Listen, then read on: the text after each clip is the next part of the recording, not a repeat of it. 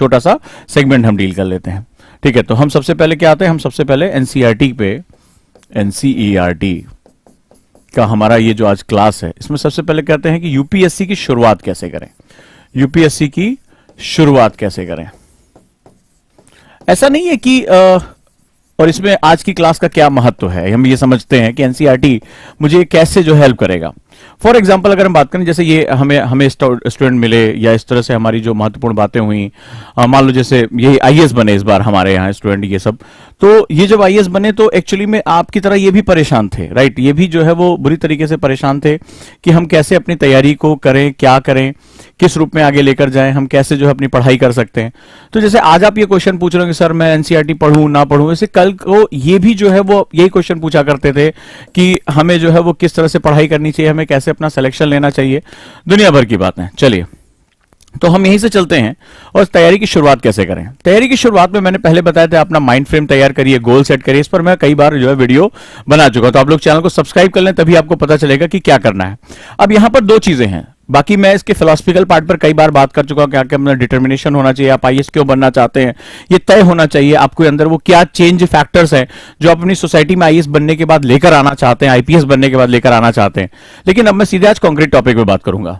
जब यूपीएससी की शुरुआत करने की बात होते हैं तो शुरुआत सबसे कठिन होता है।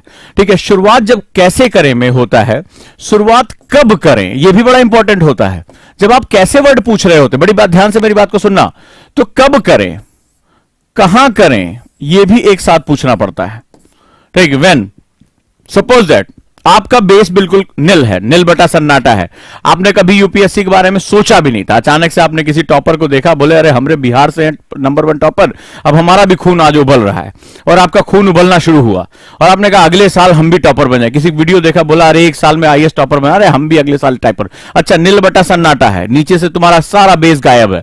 अब आपने कहा कि शुरुआत कैसे करें, बोले किसी ने कहा एनसीईआरटी पढ़ लो, किसी ने कहा अरे एनसीईआरटी टाइम खराब करेगी, अरे सीधे जब तुम्हारे पास 1 साल टाइम है, कूद पड़ो यार, बिपिन चंद्रा लेके धाए से एकदम कूद पड़ो, शेखर बंदोपाध्याय के नीचे बात ही मत करना। अब का ये छोटा मोटा किताब पढ़ो, पॉलिटिकल जाओ सीधे डीडी बसुम सर मार दो एकदम धाए से।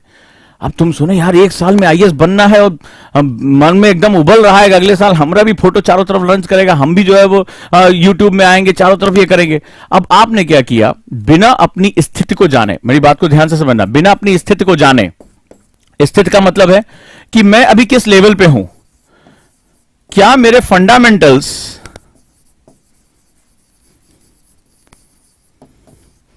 स्ट्रांग हैं, क्या मैं किसी सब्जेक्ट, जब मैं फंडामेंटल्स की बात करता हूं, जब मूलभूत सिद्धांतों की बात करता हूं, क्या होते हैं फंडामेंटल्स। बोले अरे सर बिपिन चंद्रा पढ़ लेंगे हो जाएगा फंडामेंटल, नहीं होता है। पहले होता है फंडामेंटल्स में नियम नंबर 1 होता है जानना, पहले होता है जानना, फिर होता है टू नो कि है क्या ये, बेसिकली क्या है ये मुगल साम्राज्य, क्या है ये मौर्य साम्राज्य, क्या है भारत में जो है वो विदेशी नीतियां, क्या है आंतरिक सुरक्षा। पहले होता है टू नो, जानना, फिर उसको प्रयोग करना, टू अप्लाई, वर्ड यूज करते हो ना तुम लोग कि फंडामेंटल स्ट्रांग होना चाहिए, कॉन्सेप्ट बड़ा इंटो, क्या होता है फंडामेंटल, किस चिड़िया का नाम है। सबसे पहला होता है स्टेप नंबर 1 टू नो, जानना, फिर उसको अप्लाई करना, प्रयोग करना कि मैं इसको कहां अप्लाई कर सकता हूं, एंड देन हम यहां करते हैं सोचना, टू थिंक कि मैं इन सिद्धांतों का प्रयोग करके किस नए सिद्धांत के बारे में बात कर सकता हूं।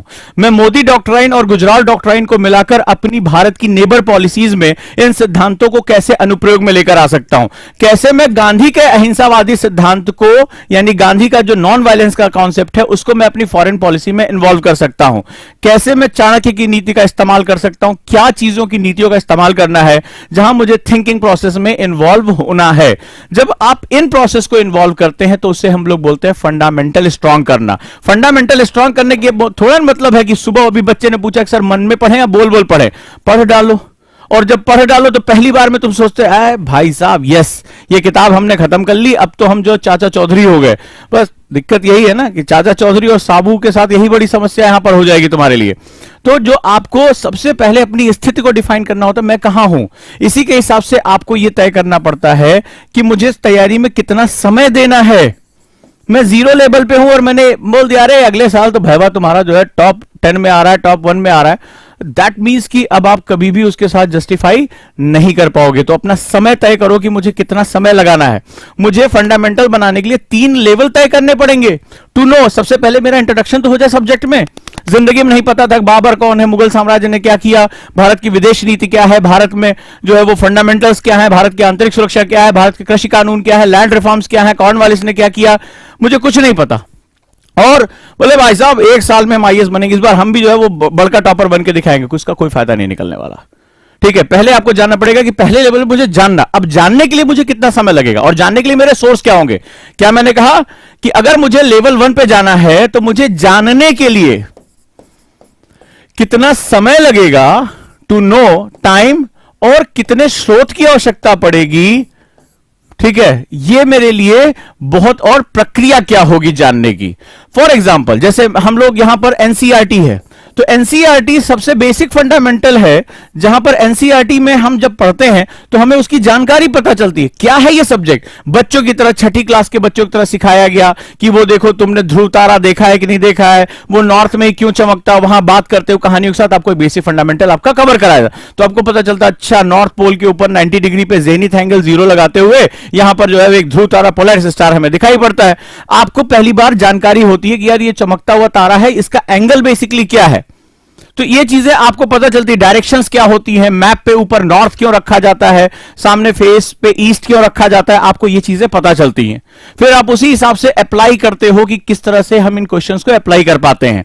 तो बेसिकली जैसे एनसीईआरटी की बुक्स हो गई, या जिसको हम लोगों ने कॉन्सेप्टर कहा है, हमारा कॉन्सेप्टर जो बैच इसी बेसिस पे हमने बनाया था 3 स्टेजेस पे, कि जहां पर सबसे पहले सब्जेक्ट की जानकारी होती है, हम डिबेट करते हैं, उसमें कुछ चीजें याद होती है, कुछ चीजें याद नहीं होती। अब जैसे कॉन्सेप्टर के बच्चे, आपने देखा होगा, अभी मेरे पास एक बच्ची का मैसेज आया, आज मैंने सोशल इश्यूज डिस्कस किया, जहां पर मैंने एक नए लेवल पे, उसने क्या हुआ, पिछले साल भी मैंने सोशल इश्यूज से क्लास शुरू की, लेकिन वो फंडामेंटल बेस पे क्लास थी, तो उसने फंडामेंटल बेस पे वो क्लास पढ़ी थी, मैंने एनसीईआरटी के आसपास उस क्लास को रखा था। अब आज जब मेरा सुबह डिस्कशन हुआ, समावेशन पे डिस्कशन हुआ, जहां पर मैंने आज समावेशन, एक्सक्लूजन, इन पे डिस्कशन किया, मैसेज आया कि सर लास्ट ईयर भी मैंने ये क्लास की थी, बहुत अच्छे से क्लास की, लेकिन इस बार का डिस्कशन बिल्कुल ही अलग लेवल पे है, और 1 घंटे में जो आपने डिस्कशन कर दिया, 2-2 घंटे में मेरा उसमें थॉट प्रोसेस चल रहा है, और इन दोनों में जमीन आसमान का अंतर मुझे दिखाई पड़ा। यही डिफरेंस है, जहां आप उसको अप्लाई करते हैं, टीचर आपके साथ नए नए प्रयोग करता है, यह बहुत इंपॉर्टेंट होता है। तो आपको सबसे पहले जानना है, फिर अनुप्रयोग करना है। अनुप्रयोग करने का मतलब जैसे मान लो कल को मुझे मेंस देना है, मुझे सेकेंड लेवल मुझे देना है और मुझे तैयारी करनी है। ठीक है, सेकेंड लेवल। अब सेकेंड लेवल में मान लो मुझसे क्वेश्चन पूछा गया कि भारत के सतत विकास के लिए, भारत के दीर्घकालिक विकास के लिए भारत की सतत आर्थिक समृद्धि ही एक कुंजी है। मैंने कल ये क्वेश्चन जो है अपने आंसर राइटिंग प्रैक्टिस में दिया था कि आंसर राइटिंग जो बैच हमारा पावर राइटिंग बैच है। तो अब आपको क्या पता है, आपको एक पता है कि भारत का सतत आर्थिक विकास क्या होता है, दूसरा पता चला कि भारत के दीर्घकालिक जो उसकी महत्वाकांक्षाएं हैं, जो विश्व में उसको आगे जाना है, उसके लिए वो किस रूप में सामने आ सकता है। अब ये 2 अलग अलग कॉन्सेप्ट को जोड़कर आपको क्या करना है, एक उत्तर लिखना है या एक निबंध लिखना है। 125 मार्क्स, 1250 के आसपास शब्द इस्तेमाल करने हैं, या 150 से 200 शब्द इस्तेमाल करने हैं, जो भी रिक्वायरमेंट आ रही हो। अब मुझे 2 अलग अलग कॉन्सेप्ट को जोड़कर मुझे जो मैं जानता हूं, मेरी बात को ध्यान समझना, उसको मुझे क्या करना है, प्रेजेंट कर देना। यानी उसका क्या करना है, सेकेंड लेवल पे मुझे जब उत्तर लेखन जिसे आप लोग कहते हैं, या मेंस आंसर राइटिंग कहते हैं, या मैं इसको बोलता हूं कि जो तुम जानते हो उसको क्या करना है, अनुप्रयोग करना है। क्यों अनुप्रयोग, क्यों मैं इसको कह रहा हूं, क्योंकि अगर आप लोग मेरे answer writing power writing match में होगा तो मैंने आपको बताया एक चीज सिखाई थी, पर्सनलाइज योर एग्जांपल्स। यानी आप जो भी बात कहोगे अपने आंसर को सपोर्ट करने के लिए, करंट में जो चीजें चल रही हैं, जो रिलेवेंट चीजें चल रही हैं, उसके साथ आप उसको जोड़ दोगे।